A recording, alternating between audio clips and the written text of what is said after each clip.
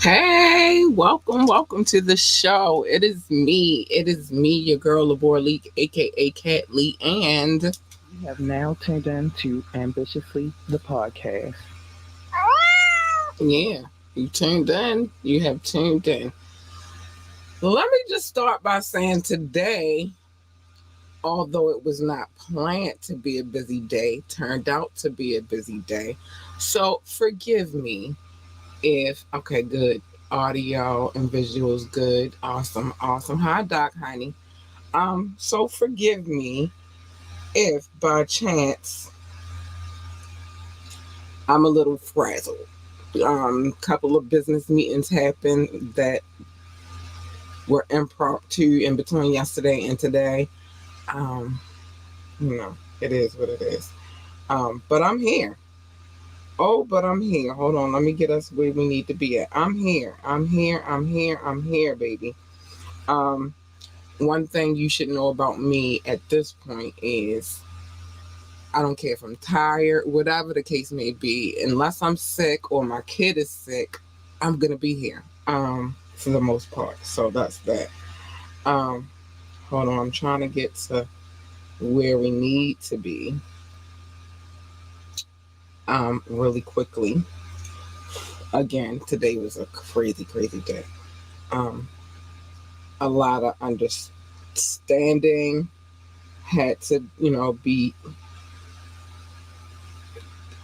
we had to have a conversation about where I stand on things, but that's for another day.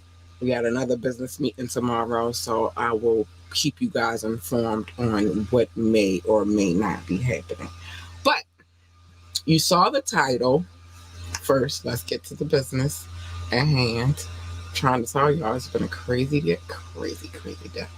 Um, First things first, today is Wet and Wired Wednesday, and we are totally wired, definitely not wet. Um, we got to get back into these documents in which we've been discussing here lately. Yeah, I'm busy hustling. Is it AU Big Purr? Yeah, everything I do at this point is definitely AU Big Purr. Um, with a couple of other people whom perhaps, well, some are already in place. Others, maybe not so much. But at the end of the day, our main focus is building a network. So it's a lot going on. But it's definitely AU Big Purr all day. So last we spoke, we were getting into the nitty gritty of these claims, and so I'm going to. We were talking about Virginia, if you remember. So there's two different Virginias. I need that to be clear. It's not one Virginia. There's the first Virginia who had the encounter with Epstein and allegedly with Epstein and Ghislaine when she was 15. And then there's the other Virginia who was 17 when she came in contact with Ghislaine and Epstein. And apparently her father dropped her off to Epstein's abode. I'm not going to say it's humble because nothing about his location was humble. Um, but this Virginia, there's much to talk about. VA2 is outside. Yeah, she is. She outside for sure. So we're gonna continue her story.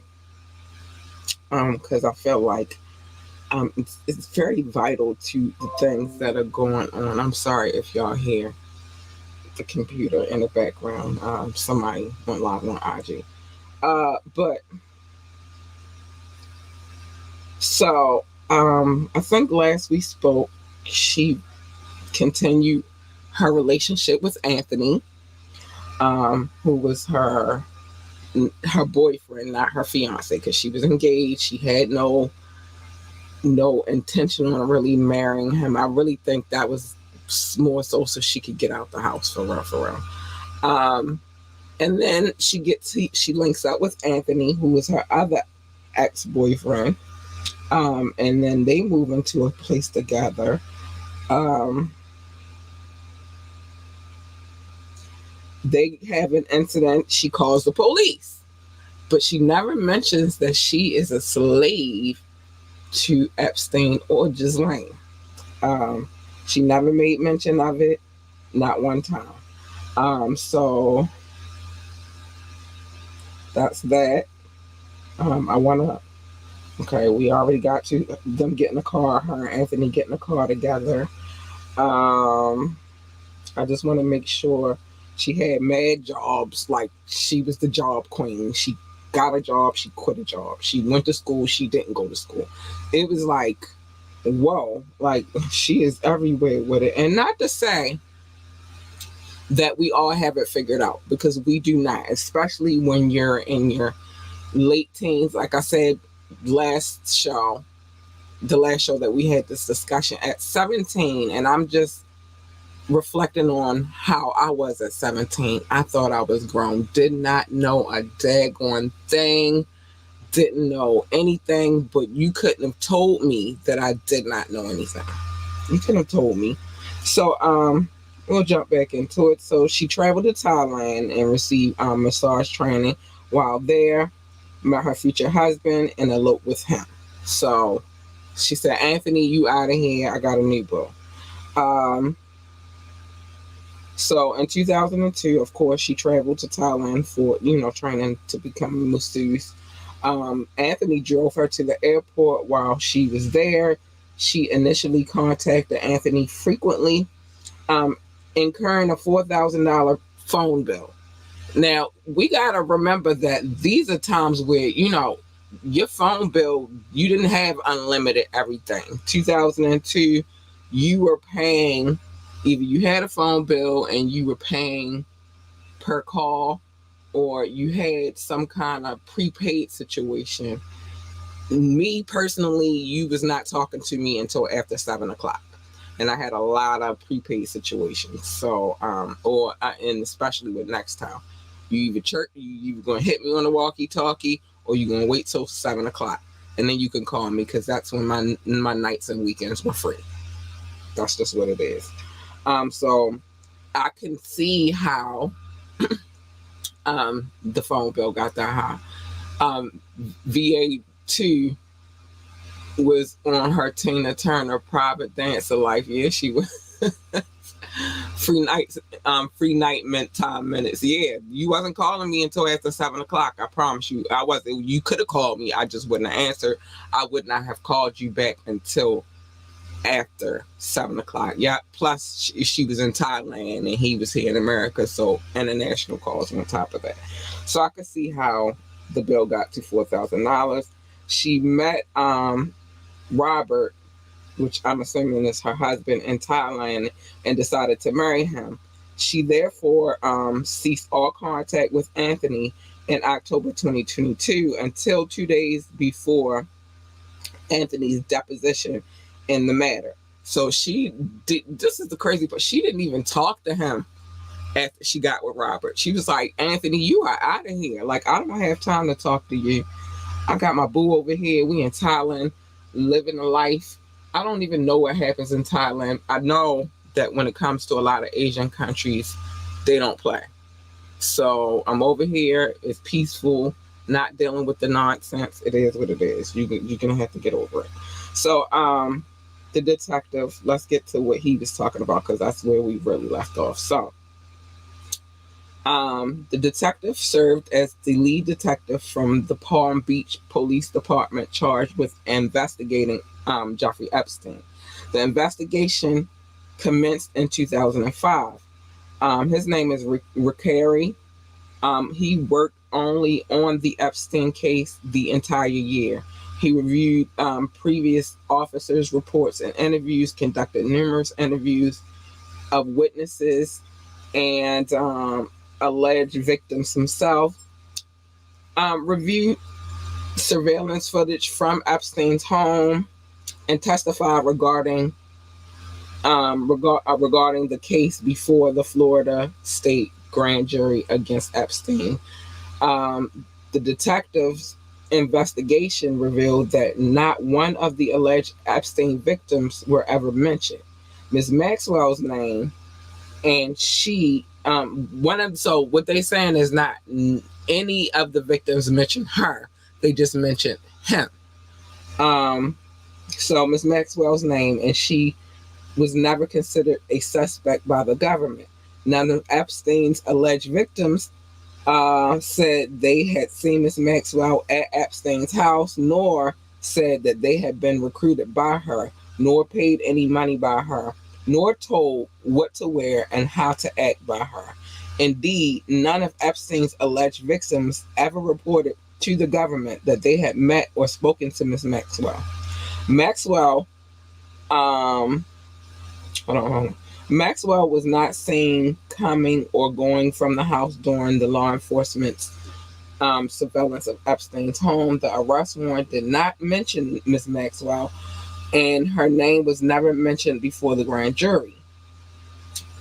No property belonging to Miss Maxwell, including toys. We're just gonna say toys, just to be safe. But y'all know what kind of toys, the kind that adults play with, or child pornography. Pornography. That just sounds weird, just saying it. But was seized from Epstein's home during the execution of the search warrant. Detective McCurry, when asked to describe everything that he believed that you believe you know about Ghislaine Maxwell's trafficking conduct, replied, I don't. He confirmed that he has no knowledge about Miss Maxwell's trafficking of anybody. The detective also has no knowledge of plaintiff's conduct that is subject to this lawsuit. Okay, so let's stop there for a second. So this one detective who, and we all know when it comes to the court system, law enforcement, everybody can be paid off.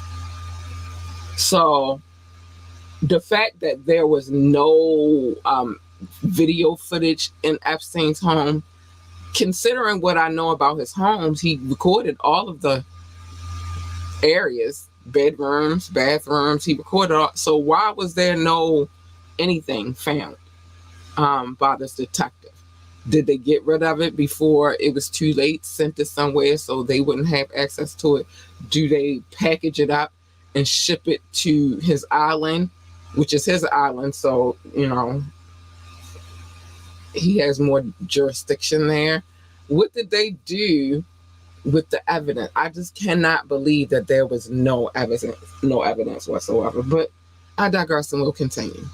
We'll continue. Because really? Like, really? Really? So, no nude photographs of the plaintiffs were displayed in Epstein's home. Epstein's housekeeper, Juan Alessi, Never saw any photographs of Virginia Roberts, which is the first Virginia, um, in Epstein's house. Detective Ricari entered Epstein's home in 2002 to install security cameras to uh, watch a thief, and did not observe any child pornography. I hate that word, pornography, within the home, including on Epstein's desk in his office. That doesn't mean that they weren't in existence. He just didn't see anything there. But whatever. Plaintiff initially destroyed her journal and dream journal regarding her memories of this case in 2013 while represented by counsel. The plaintiff drafted a journal describing individuals who she claims she was trafficked, as well as her memories and thoughts about how her experience with Epstein, um, what her experience was with Epstein. In 2013, her and her husband created a bonfire in her backyard in Florida and burned the journal together with other documents in her possession. Why would you do that? Like, what? Okay. It just, it doesn't make sense. The plaintiff also kept a dream journal regarding her thoughts and memories that she possessed in January 2016. The date plaintiff to date the plaintiff cannot locate the dream journal. Virginia, I don't Virginia number two. I just don't know. It sounds crazy. Plaintiff publicly peddled her story began in 2011. So, plaintiff granted journalist Sharon Churcher extensive interviews that resulted in 7 widely distributed articles from 2011, March 2011 to January 2015. Churcher regularly communicated with the plaintiff and her attorneys and or agents from early 2011 to this present, to the present of when this case was going on.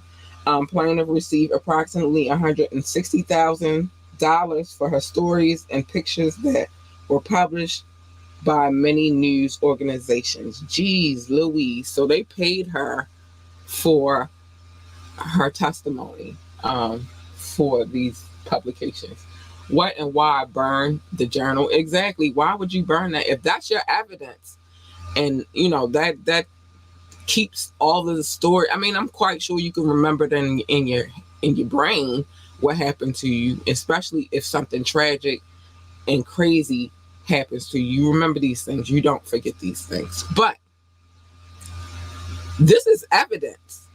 Why would you and your husband burn the journal? This is how part of how you prove. It's a lot of work proving your point as is, but this is a journal that you have. And then on top of that, you were paid $160,000 for your story, and you gave pictures, but you burnt the journal. It's just, the math is not mathing to me. It's just not. But anyway, so here's the other thing. So the plaintiff drafted a 144-page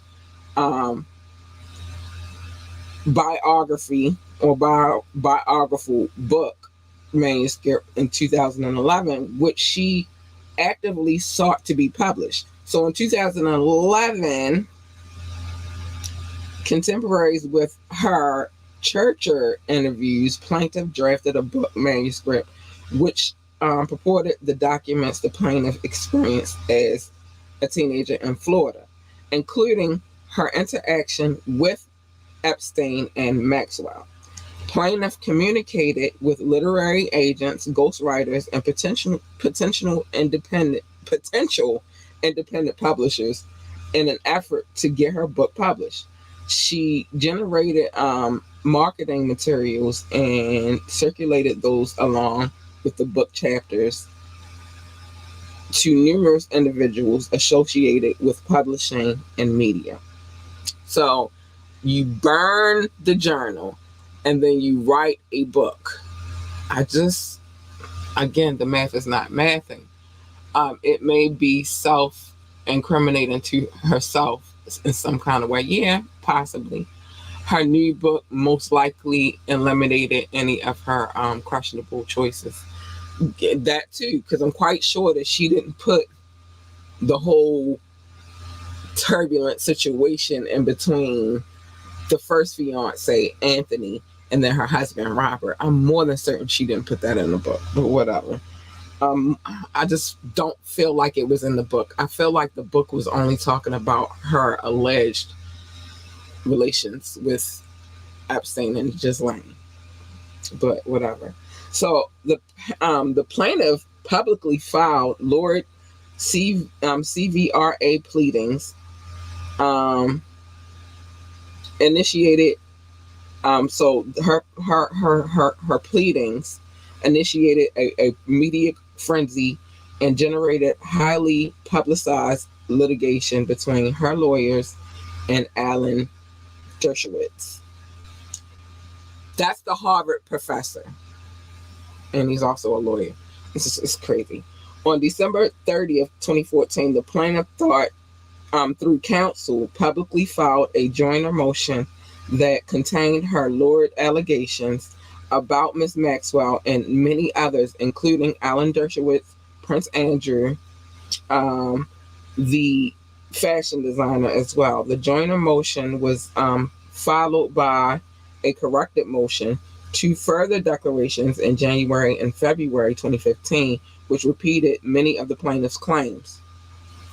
These CVRA pleadings generated a media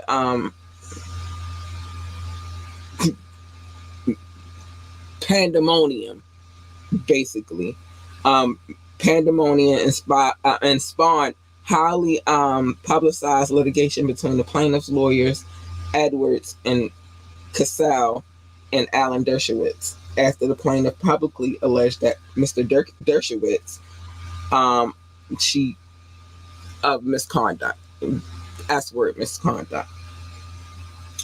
Mr. Dershowitz vigorously defended himself in the media. He called the plaintiff a liar and accused her lawyers of unethical conduct. He would know because he's a lawyer, right? And a professor at Harvard. In response, attorneys Edwards and Cassell sued Dershowitz, who counterclaimed. The litigation in turn caused additional media attention by national and international media organizations. Of course it did, because you're accused of doing this thing to underage girls. Of course it caused some commotion. Of course. Why wouldn't it? She had a hot topic that was viral before that was a thing. Yeah. Yeah. Yeah. So, plaintiff formed a nonprofit victims refuse silence to attract publicity and speak out on the public controversy. That's the way to go. You know what I mean? Like that. That's the way to go. In 2014, the plaintiff, with the assistance. Okay, I don't know what's going on. Okay. So in 2014, the plaintiff, with the assistance of the same counsel, formed a nonprofit organization, Victims Refuse Silence. According to the plaintiff, the purpose of the organization is to promote plaintiffs' professed cause against slavery. We know what I want to say, but I can't say it, as slavery. Um, the stated goal of her organization is to help survivors surmount the shame, silence, and intimidation typically experienced by victims of abuse. That's word, abuse. Plaintiff attempts to promote victim refuse silence at every opportunity. For example, the plaintiff participated in an interview in New York at ABC to promote the charity and to get her mission out to the public. And that was in 2017. That was in 2017. So it's a lot. It's a lot. Um, you know what? It's a lot. It's a lot. It's so much to dive into the situation. So I can get behind the charity part, because it is a thing where victims are afraid to speak out on their abusers. That's totally a real thing. We are afraid, as a victim, we're afraid to come forward and say who did what to us, because there are all kinds of things that are served in the brain from the abuser, um, that sometimes, and especially when you're young, you believe. I don't think that Epstein said these things to these girls. I don't think that was his MO. Like, oh, we'll do this, or I'm gonna do something to your family. I don't think that was his MO.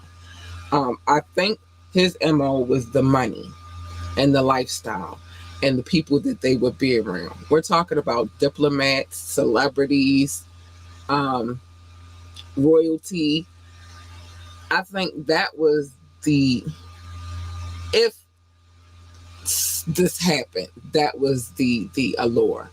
Bring them in with the people that we know, and then we're gonna have them do this, and they're not gonna refuse it, because why would they do a thing like that when life is so sweet for them right now?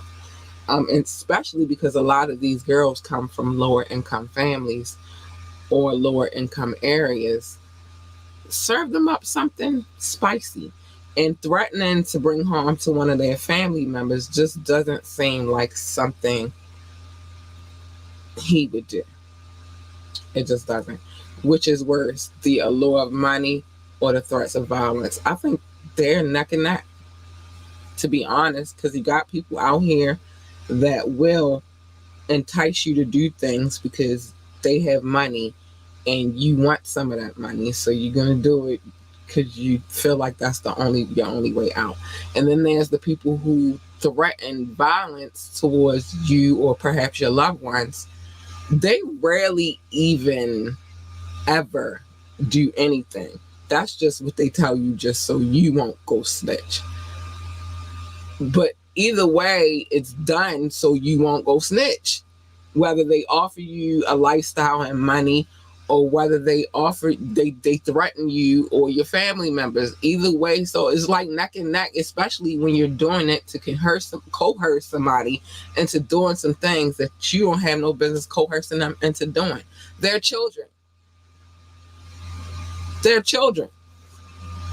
So they're going to go even 15, 16, and 17. They're still children. Your mind is not developed. They say at 20 until you're 25, but I say it takes a little bit longer than that, because even at 25 you do stupid, dumb stuff. You know what I'm saying? So either way, it's a bad look all the way around. Whether you doing it with money, whether you're doing it with the threat of violence, it's just horrible either way you look at it. Let me see. Serious question: is there any desertion from Virginia to father? Not so far. Like I said, this is a 2024 page document. Her case is, because it was so much to dive in. But we do have some more to dive into. So let's let me see. Let's start with the preliminary statement, and then we'll see if there is anything when it comes up. Because I'm quite sure he had to testify too. Like, it's a court case. I'm quite sure he was subpoenaed. But let's get to the preliminary statement. I got tongue tied like I don't know what. Facts. The following facts are undisputed. Additional undisputed facts are set forth in specific arguments. All paragraphs containing undisputed facts will be subsequently numbered. So the first thing, Ms. Maxwell responds to the publication of the plaintiff's false allegations in a 2011 statement. In early 2011, the plaintiff, in two British tabloid interviews, made numerous false and defamatory allegations against Ms. Maxwell. So they're saying see Exhibit A and B.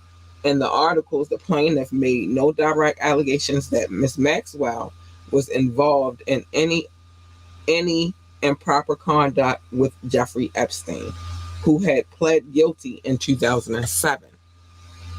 He pled guilty because he knew he was guilty. I'm trying to figure this part out. To procuring a minor for illicit behavior concerning trafficking. Yeah, I will say that. I don't know how else to word it. The two shit. um, Nonetheless, plaintiffs suggest that Ms. Maxwell worked with Epstein and may have known about the crime for which he convicted. He was convicted of. In the articles, plaintiff alleged that she had relations with Prince Andrew, a well-known businessman, a world-renowned scientist, and respectful liberal politician, and a foreign head of state. He is a prince, for goodness sakes. So she said that that's what happened. That went down. In response to the allegation, Ms. Maxwell's British attorney, working with Mr. Gow, issued a statement on March 9th of 2011 denying the various allegations about Ms. Maxwell that have appeared recently in the media. These allegations are all entirely false. I think I've read this statement already once, so I don't really want to revisit it again because we revisited it already. Yeah, tongue tied. She picks seashells by the seashore. She surely does. Listen, I don't have time for the. Listen, I hound out a brown cow. I could be doing that all day. We're not doing that. Sometimes I get tongue twisted. This is not a show of perfection, though. This is a show of reality. And the reality is sometimes I get tongue twisted. So it is what it is. So the plaintiff's egregious and lurid accusations in an unrelated action. In 2008, two alleged victims of Epstein brought an action under the Criminal Victims' Rights Act. That's what the CVRA is. Against the United States government to challenge Epstein's plea agreement. They allege that the government violated their CVRA rights by entering into an agreement with Epstein. We talked about this. A few of them feel like, all right, how do you make a deal with this dude? You didn't discuss it with us, the victims, the people that have to be out here in the world and deal with these things. Like, how do you then go behind our backs and create a plea deal with this dude and we know nothing of it? That is a violation. If you ask me, it's a violation. You didn't discuss it with us. You didn't ask us how we felt about the situation. You violated the victim's rights. 7 years later, on December 30th, 2014, Virginia moved to join the CVRA action, claiming she too had her rights violated by the government. On January the 1st of 2015, Virginia filed a corrected joiner motion. That's in Exhibit D at paragraph 1 and 9. The issue presented in her joinder motion was narrow: whether she should be permitted to join the CVRA action as a party under Federal Rule of Civil Rights Procedure in 21. specifically whether she was a known victim of Epstein and the government owed them CVRA duties. The court noted the bulk of the motion consists of copious factual details that the plaintiff and her co-movement could prove. It allowed the joint um, ID brackets omitted. Virginia graciously included provocative and lurid details of her alleged assaults or activities as an alleged victim of the trafficking. So, in hindsight, initially she wasn't a part of the case against Miss Maxwell.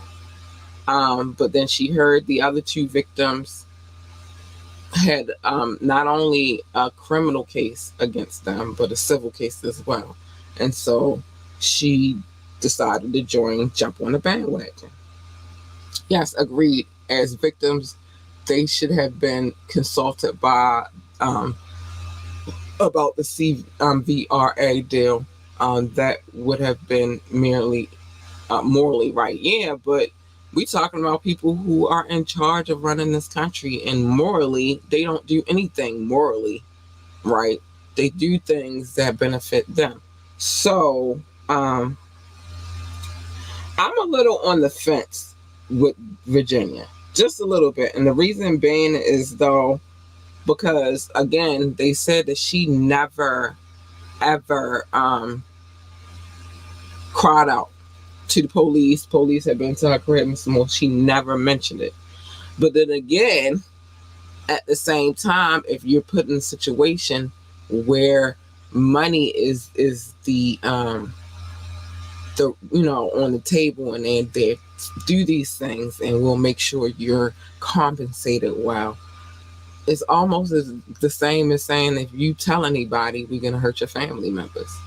Or if you tell anybody, your mom's gonna be mad about it. Or if you tell your dad, he's gonna be upset. Or you know what I mean? It's so many different scenarios. I'm still saying underlying money motivation in all this too. Being honest, I again the math is not mathing. And then why weren't you one of the first people to you know retain an attorney for the CVRA suit? You know what I'm saying? Like, why were you the last? Like, why did it take for the other two girls to file their claim, and then you come and piggyback off of it? And then again, you wrote a book, and then again, you burnt the supposed journal. It's a lot of things that's just it's not making sense. It's just not making sense to me.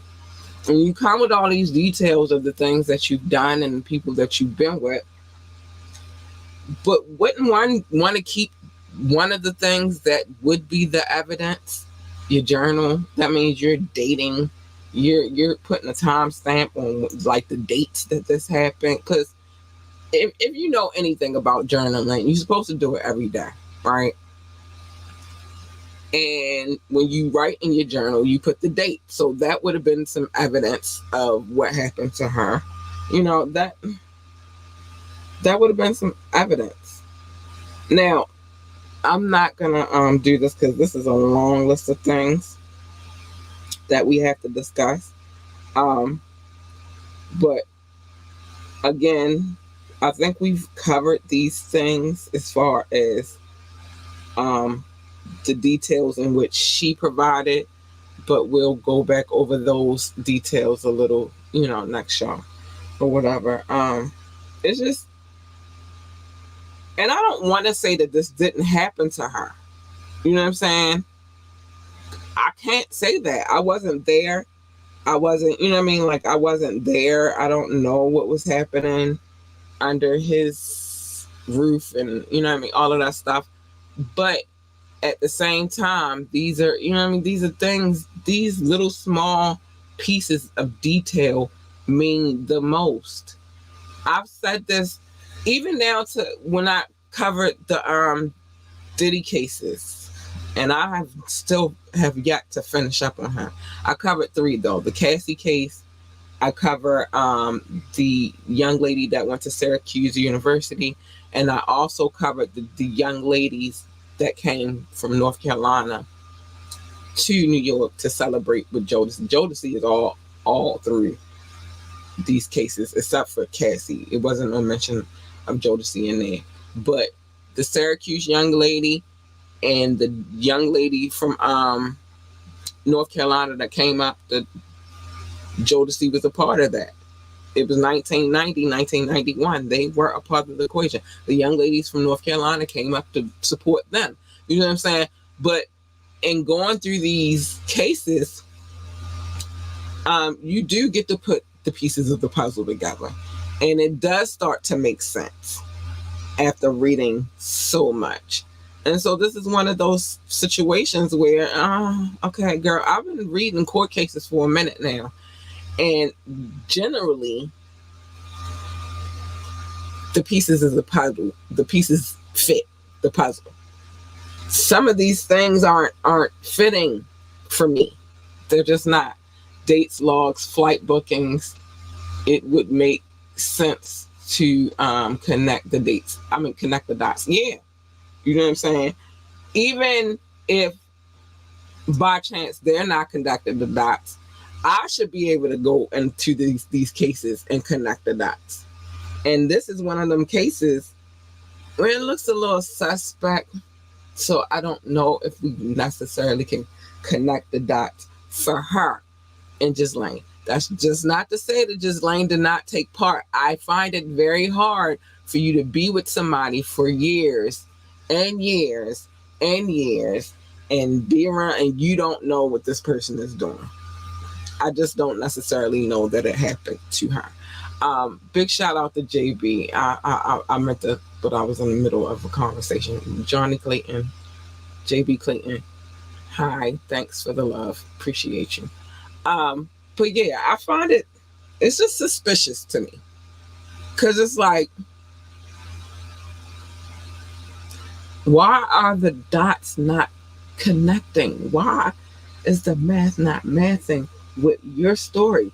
Why is it that you filed your case after the other two young ladies filed their cases, and now all of a sudden you got a civil suit? Again, I'm not saying that she wasn't there. I'm not saying these things didn't happen to her. I'm just saying, thus far, from the case documents that we are reading, everything is not connecting. That's all.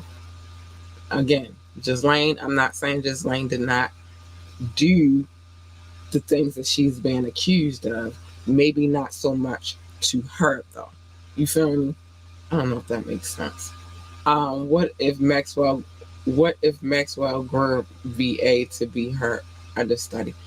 That's a case too. That's another scenario. Like, you know what I mean? Like, so many different scenarios. What if Virginia was going and recruiting the chicks, and she just not telling her part? Ever think about that? I mean, I'm just saying. There's so many scenarios that I can run through in my head, in my like it's there. I can see it. Like, And then where did you get the money to go to Thailand for studying to study to be a masseuse? Did Epstein pay for that? It's a lot of questions. Bottom bitch, branding the next bottom, training the. I said I couldn't even see that, training the next bottom bitch. I'm just saying. There are stories, and again, I don't know if you've had the opportunity to go. If you have a Netflix account, they have one documentary on Epstein, and then they have a whole nother one on Ghislaine. I say check them out so that when we're going through these cases, you can have an understanding, one, of these people that we're dealing with, and two, you can have an understanding of these documents that we're going through. I recommend just, just to give you some backstory, because they definitely go into his backstory, and they definitely in her, because she has her own separate documentary, definitely goes back into her backstory and how they came together and how they wound up coming together to be. And I'm gonna be honest with you. After watching both of those documentaries and reading this court case, I'm not gonna go with Ghislaine did not know. I'm just gonna say in this particular situation, she probably was not a part of it. Or again, we can go back to she was training her replacement bottom bitch. We could go either way with it, but I just find it hard that Ghislaine didn't. You don't spend years with a. Listen, well, no, that's not true, because I spent years with a man just to find out that he had been spending years with me and another chick. So life happens. You know what I'm saying? You can go many and did it so well to where as though I didn't know about the other chick, but she knew about me.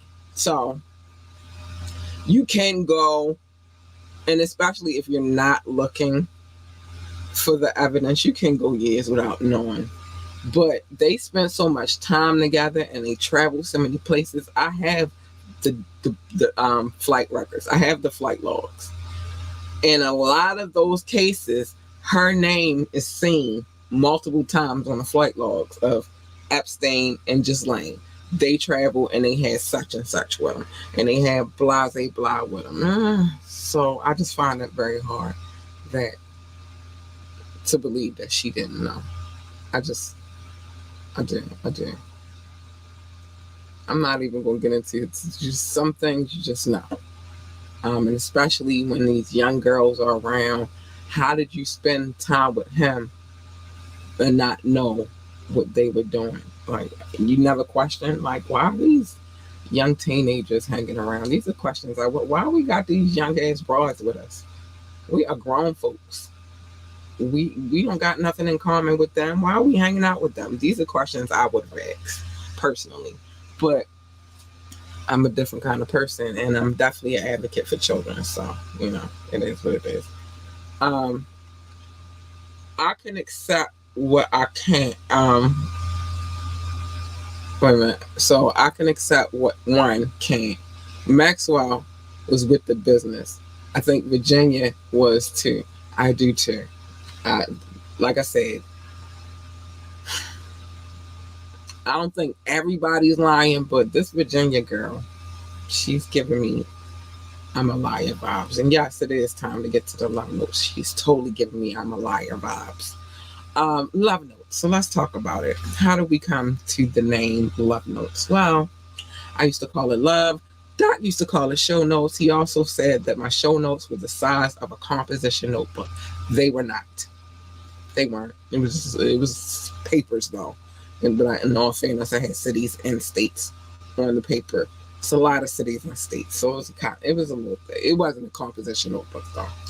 And we used to go back and forth. I used to be like, no, it's love. And he used to be like, it's show notes. And finally, we came to the compromise of where we call it love notes now. Now, if you don't know what the love notes are my love to the people who pay attention and download this podcast. They don't have to, but they do. Big shout out to anybody who's watching from Facebook, YouTube, or Twitch. But these people don't know what I look like. They just come and they listen to what I have to say, and I love them for it. So yeah, I want to show them some love. So let's get to the love, why don't we? If you don't mind, let's get to the love, darling. Um, it's all love. Thank you for all of the love. Shout out to my top 6, the United States, the United Kingdom, India, France, specifically Paris, Canada, Belgium, specifically Brussels. I love you guys so much. Thank you for supporting me through this whole journey.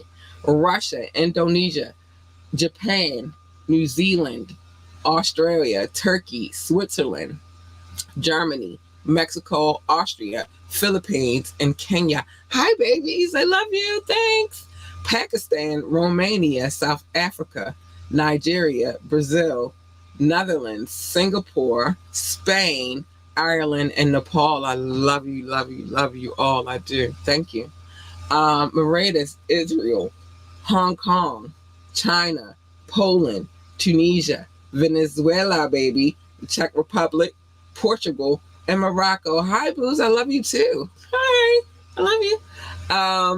Last but not least, Ghana, Finland, and Cameroon. I see you too, Booze, and I love you and I appreciate you for all of the love. Again, they don't know what I look like. They just listen. And I appreciate them for listening. It is what it is. AU, Big Purr on period. I appreciate them so much. So it is what it is. Don't forget to get y'all merch. Doc had his merch on yesterday, by the way. I'm probably going to use that as a portion of our advertisement. But don't forget to go to the website. It's on the main page. You don't even have to search hard and strong. And we're adding 2 more pieces on there. I want to say by next week. Let's just give myself some realistic time. By next week, we'll have our other 2 pieces up there. Not that I have to go search for the pieces.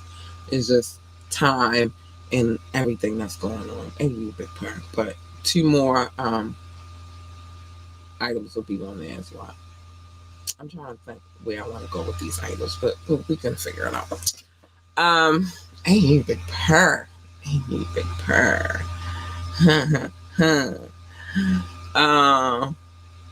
Save the tree. Hey, you big purr, save the trees. We went green. I don't know how much more saving we could do. I do like oxygen, so yeah, we went green. We don't do that anymore. I did still gotta send you a few pics. Yeah, I'm waiting, baby. Because I would like to use those as advertisement as well. Hey, you big purr, get your merch. Get your merch. It ain't been sunny yet. I feel it's weird times right now, weird weather. We're going through it right now. We're going through the fake spring phase of Maryland. A couple of days we'll be back in the winter. Then we'll be back in fake spring. And then eventually we will be all the way in spring and then summer. And then summer's hot as hell. You're going to fry. I'm going to get a tan and I'm chocolate. So that tells you how hot it can get. I can get a tan. It's weird. My daughter definitely gets tans because she's a red bone. And so she getting a tan all day and her cheeks are going to get really, really rosy because of the heat. That's why she don't like going outside in the summertime. It is what it is. But yeah. Hey, you big purr. What else we got going on, man? Some things to talk about. Let me do this real quick. I'll be right back.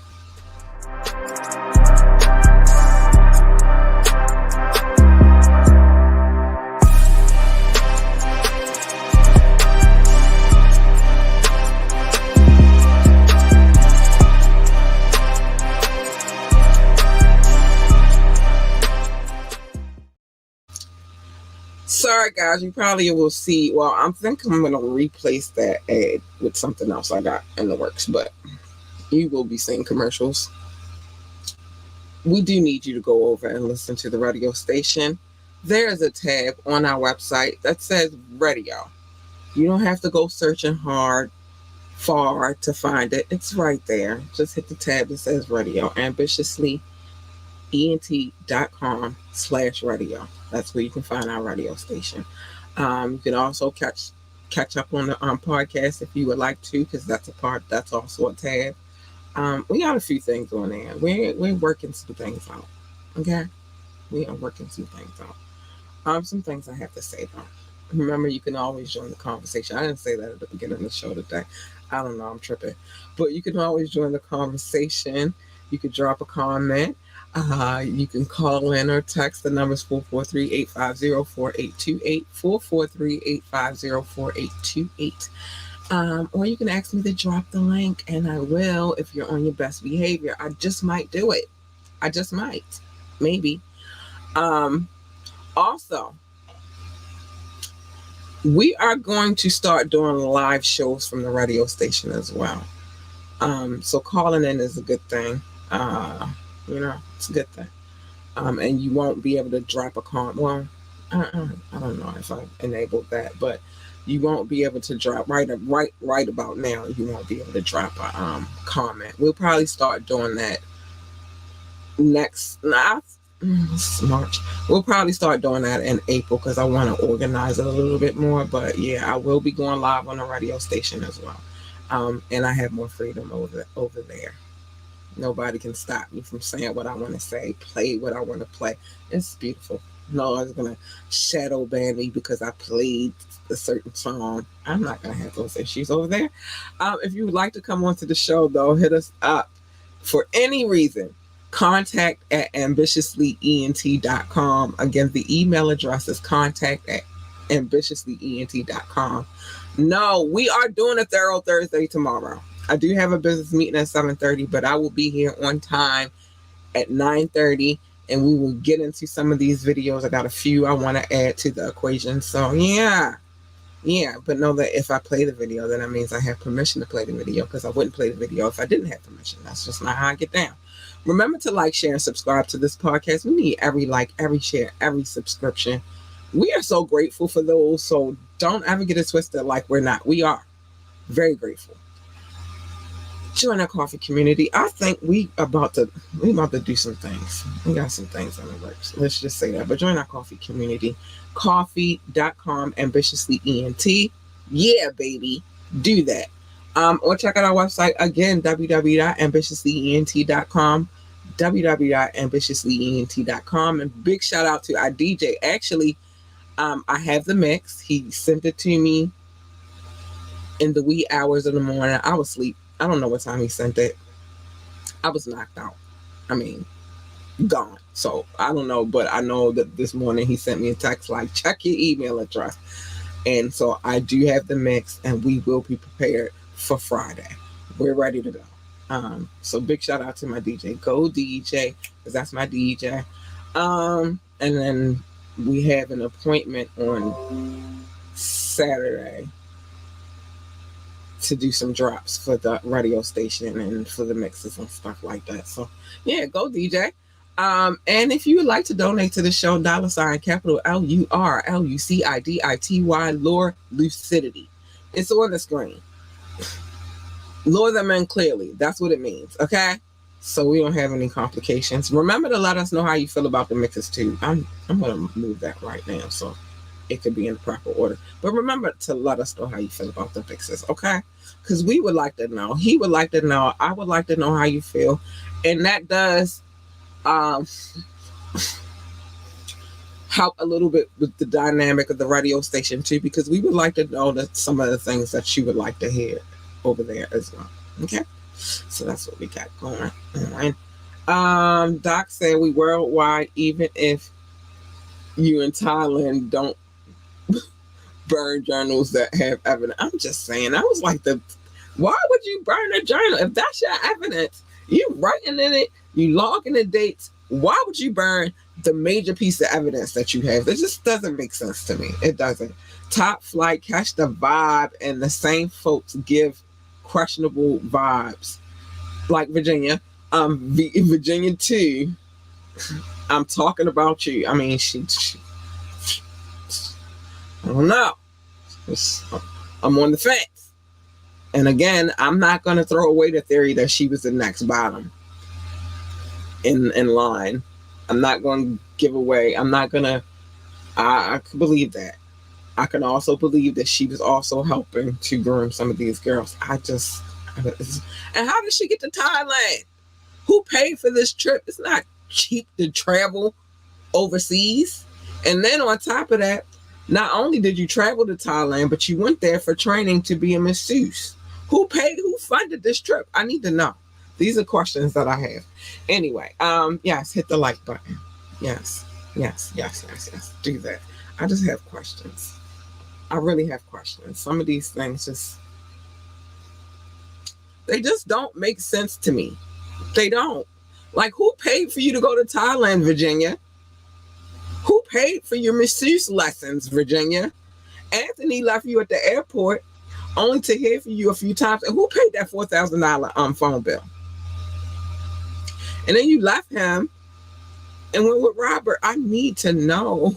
I need to know who funded this lifestyle that you began to live. I just need to know. And then you and Robert moved back to Florida. I got questions. I got questions. Anyway, I'm sorry. I have questions. I do. I do. Let me say the things that I'm supposed to say at the end of every show. I just have questions. I do. Um, Mind your business. It's stuff on Media Mondays where I tell everybody's business because I'm nosy and I like when y'all nosy with me. And that's what the Gab Beat is about. Trending topics. If you're in the news, I'm talking about you. Sorry. It's just you shouldn't be in the news. Your business should not be out in these Gab Beat streets. They just shouldn't be. Um, Tap in. Sometimes I tell people business and depends on the conversation that we're having. And then definitely on Wet and Wild Wednesdays, I'm telling all the business for all the trifling, despicable, cruddy, rusty, stank butt people who are out here breaking the law and bringing harm to people. I'm telling your business because it's fun to expose you fools for the nonsense that you do. Yeah, so but other than that, mind your business. That's it. Mind your business. Um, Love your babies, hug your babies, encourage your babies, and tell your babies that they are the GOAT, the greatest of all times. They need that encouragement. They need that encouragement because there's people out there that are like these despicable, trifling creatures who are not going to encourage them to be great. They're going to encourage them to do stuff like what they're encouraging them to do. Well, I'm here to do the complete opposite. I'm here to tell you to take care of your babies. Pay attention to the signs. Love your babies. Encourage them to be great. If they want to work for NASA, then tell them to be the best astronaut, engineer, receptionist, janitor, secretary, or whatever the hell else they do over there at NASA. And no, I did not put the telescope together. It's going to happen before the summer. If they want to work for NASCAR, then tell them to be the best NASCAR driver, pit boss, freaking commentator, or whatever the hell else they do over there at NASCAR. I don't know. I've never worked for any of these organizations, but what I do know is they drive really fast. But the point is this: tell them. I seen the telescope emojis. I'm gonna get to it. But the point is, tell them to be their fantastic selves and that they are the GOAT, the greatest of all times. Ha ha! Doc got jokes about the telescope. I'm gonna do it. I gotta find the time. I'm a busy woman. What the point is, just tell them to be great. Stay in your lane. Except for when it comes to this telescope, I do need the accountability. I do need to be held accountable. I've been meaning to put this telescope together for years now, but stay in your lane otherwise. My lane is not your lane. Your lane is not my lane. And you jump in my lane, you're going to get her, and you don't want her. She ain't nice. Nothing about her is nice. I've been trying to tell y'all, like, I'm the most honest I could be with y'all. I'm honest. I'm an honest person, period, because this is what I'm lying. What do I have to lie for? But when it comes to this podcast, I make it very clear who I am as a person. And I don't know that I'm up for change. I mean, not when it comes to my lane. I'm not changing that. No, just not. Stay in your lane, I'm staying in mine. You want her. She's nicely kind and cuddly and all that good stuff. Or at least her. Hey, you big purr. Hey, you big purr. Because guess what? If Cat is purring, Cat is a happy, happy, happy, happy girl. Hey, you big purr. But you don't want that first one. She's not very nice. She's not.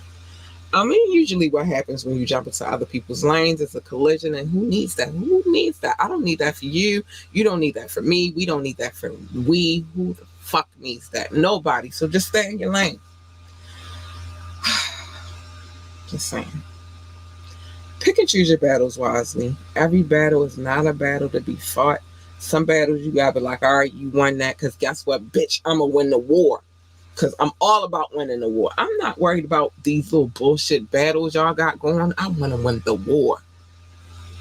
I want to be the last woman standing. So you can have that little bullshit ass battle that you over there fighting. I'm over here hustling and I'm preparing for war and I'm ready for war. I want all the smoke. And Mob Deep told y'all there's a war going on outside and that no man is safe from. He also said you can run, but you can't have fire in these streets that beats. You know what they said. The point is this: pick and choose your battles wisely. Worry about the war, not the battles. And last but not least, don't change who you are for nobody. Be uniquely you.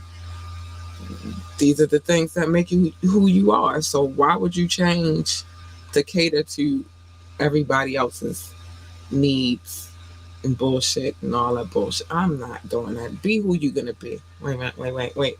So before I go, Doc said, FYI, Baltimore gets a partial eclipse April the 8th, but no, don't use the telescope for that. Listen, I don't even think the telescope would be put together by April the 8th, to be honest. That's too like around the corner. I said by the summer. So maybe May ish, early June, I will make sure that I'll put the telescope together. I'm gonna show it to y'all too. I might record me putting it together. You know, that might be fun. A fun thing to do. But I'm gonna put it together. I just gotta find a time with these radio stations. Well, one radio station is already here, but it's another one that might be in the works, and we still trying to figure that part out. Trying to get everything together for all of the things that we do have going on. It's hard finding the time. And then on my mom, I told y'all I get up every morning at 6. So I try to be in the bed no later than 12 because these days be long. But it is what it is. I'm not complaining. I love my life. It's a good life. Who's complaining? Not me. Yeah, I think that would be a good show and tell. Me putting the it's gonna be funny because I'm gonna probably cuss a few times when I don't get it all the way together. But whatever. I think that'll be a good show and tell. But anyway, I gotta get up out of here, y'all. We're gonna get back into Virginia because still shit is not adding up to me, and I got questions. And maybe the further we go into this court case, maybe we'll have some answers. Like Doc, I think you asked a good one about the dad. Is he a part of the deposition? We got questions. We need to know. We need answers. And so we're going to get our answers. If this is the last thing I do, by George. By George, if that's the last thing I do, we're going to get the answers. All right. I got to get out of here. I love y'all. Be safe. Stay out of trouble. Doc, no Brazilian man without me. All right. I love y'all. Good night. Bye.